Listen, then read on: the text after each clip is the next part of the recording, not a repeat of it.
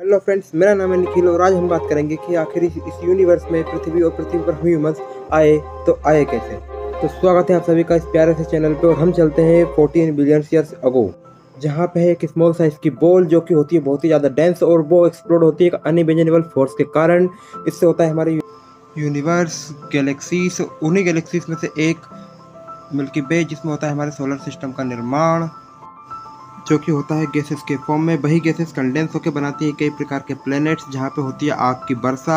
उस आग की वर्षा के बाद वो कई प्रकार के प्लैनेट्स अलग अलग बढ़ जाते हैं। उन्हीं में से एक हमारी अर्थ जो है आग का गोला, उस पर हो रही लगातार वर्षा ने उसे किया ठंडा, उसमें हुई लाइफ इवोल्व जो थी सिंगल सेल के रूप में। वही सेल मल्टीप्लाई होकर बने लार्ज फॉर्म ऑफ लाइफ, यहीं से इवॉल्व होती है फिशेस, और यही फिशेस 365 मिलियन ईयर्स पहले आती है वाटर के बाहर, जो कि होती है एम्फीबियंस के फॉर्म में। और यही एम्फीबियंस आगे जाके फॉर्म हो जाते हैं कई प्रकार के डायनासोर्स में, जो कि होता है जुरासिक एज, यहाँ पे होता है अटैक ऑफ एस्टेरॉइड्स, ये हो जाती है पृथ्वी तबाह। और यहाँ आता है सबसे पहला मैमल्स जो कि होता है श्रू। इन्हीं से 15 मिलियन ईयर्स पहले इवॉल्व हुआ हमारा सबसे पहला एंसेस्टर, जो कि था ड्रायोपिथेकस। खाता था फ्रूट, रहता था पेड़ों पे, चलता था 4 पैरों से। ये थे एप लाइक प्राइमेट। इसके बाद आते हैं रामापिथेकस जो चले 2 पैरों से और थे मैन लाइक प्राइमेट। इनके फॉसिल्स मिले इंडिया के शिवालिक हिल्स में। और ये थे मैन लाइक प्राइमेट। इनके पैरों की बनावट हाथों जैसी थी और हाथों की बनावट भी बिल्कुल सेम थी, ताकि ये पेड़ों पर आसानी से चढ़ सके, कूद सके और भाग सके। अब आते हैं ऑस्ट्रेलोपिथेकस जो कि पले बड़े अफ्रीका में और मूव कर गए अलग अलग कॉन्टिनेंट्स में। वहाँ के इन्वायरमेंट के हिसाब से इन्होंने अपने आप को एडप्ट किया और अपने ब्रेन की कैपेसिटी को भी कई गुना बढ़ाया और उनका इस्तेमाल किया कई प्रकार के हथियार वगैरह बनाने में। यहाँ तक आते आते इनकी दिमाग की क्षमता भी बढ़ चुकी थी और ये इवॉल्व हुए होमो हैबिलिस में। इन्होंने ही किया सबसे पहले हथियारों का इस्तेमाल और बनाए कई प्रकार के टूल्स। ये बेसिकली थे शाकाहारी, लेकिन इन्होंने शिकार करना सीख लिया था। सिंपल पत्थरों को नुकीले पत्थरों में कन्वर्ट करके उनसे शिकार करना। और यहाँ से मॉडर्न ह्यूमन बनने की प्रोसेस और तेज हो चुकी थी। इन्हीं होमोस में सबसे ज़्यादा डेवलप हुआ होमो इरेक्टस, आज से करीबन 1.8 मिलियन ईयर्स पहले। ये चला बिल्कुल सीधा 2 पैरों से। इसके पहले होमो हैबिलिस जो चलता था थोड़ा झुककर। इन्होंने ही सबसे पहले मिलजुल कर शिकार किया और करीबन 1.5 मिलियन ईयर्स पहले इन्होंने किया आग का सबसे पहले इस्तेमाल। और ये अभी तक अपने शिकार को कच्चा खाते थे। अब यहाँ से की इन्होंने मांस को पकाने की शुरुआत। यहीं से रहने लगे ये कम्युनिटी के रूप में, परिवार बनाने लगे और रहने लगे साथ। यहीं से स्टार्ट किया इन्होंने आपस में कम्युनिकेट करना। और करीबन 3 से 4 लाख साल पहले आए सबसे ज़्यादा डेवलप होमो स्पीसीज, जो कि थे निएंडरथल एंड होमो सेपियंस।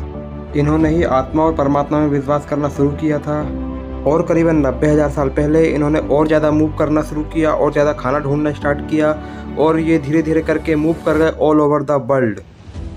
और जैसे जैसे नई नई जगह पे जाते, वहाँ पे अलग अलग कंडीशंस में अलग अलग तरीके के जंगली जानवरों से सामना होता और वहाँ पर अलग अलग टेक्निक सीखते। और यहीं से करीबन 30,000 साल पहले हुआ कुछ ऐसा कि निएंडरथल अचानक से हो गया एक्सटिंक्ट, यानी विलुप्त। इनके दिमाग की क्षमता अपार थी। इन्होंने ही आपस में बातचीत करने के लिए लैंग्वेजेस का यूज़ किया था।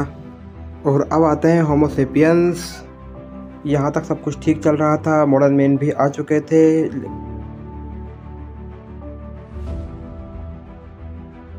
लेकिन जैसे ही निएंडरथल विलुप्त हो गए, उनके बाद ही हो गया आइस एज स्टार्ट। और ये ख़त्म हुआ लगभग अभी 15,000 साल पहले। हम आग जलाना और खाना पकाना तो ऑलरेडी सीख चुके थे, तो इस आइस एज का हमारे ऊपर तो कुछ खास इफेक्ट नहीं पड़ा। लेकिन इसी के साथ कई जानवर और दूसरे हो गए विलुप्त। इसी के साथ आया फूड क्राइसिस। अब हम एनिमल्स पे और ज़्यादा डिपेंडेंट नहीं रह सकते थे। इसी के साथ हमको खाना ढूंढने के लिए और कई जगह जाना पड़ा। और इसी के साथ आया एक नया रिवोल्यूशनरी चेंज, जो कि था एग्रीकल्चर, जो आया 10,000 साल पहले। हम जंगल काटते, खेती करते और दूसरी जगह पर मूव कर जाते। इस प्रॉब्लम का भी सोल्यूशन निकाला गया और हम एक जगह बसने लगे। हम बनाने लगे घर, गांव और कॉलोनीज़। यहीं से स्टार्ट हुआ अर्बनाइजेशन। यहाँ हुआ एक रिवोल्यूशनरी चेंज, यहाँ पे हुआ एक पहिए का आविष्कार। इसी से हम सामान को एक जगह से दूसरी जगह पे बैलगाड़ी के थ्रू ले जाने लगे। सो गाइस, कैसा लगा आपको ये वीडियो? आप हमें कमेंट्स करके ज़रूर बताएं। और यदि अच्छा लगा तो आप मुझे सपोर्ट कर सकते हैं। आप चैनल को लाइक, शेयर, सब्सक्राइब कर सकते हैं और बने रहिए हमारे साथ ऐसे ही इन्फॉर्मेटिव वीडियोस देखने के लिए। Thank you so much.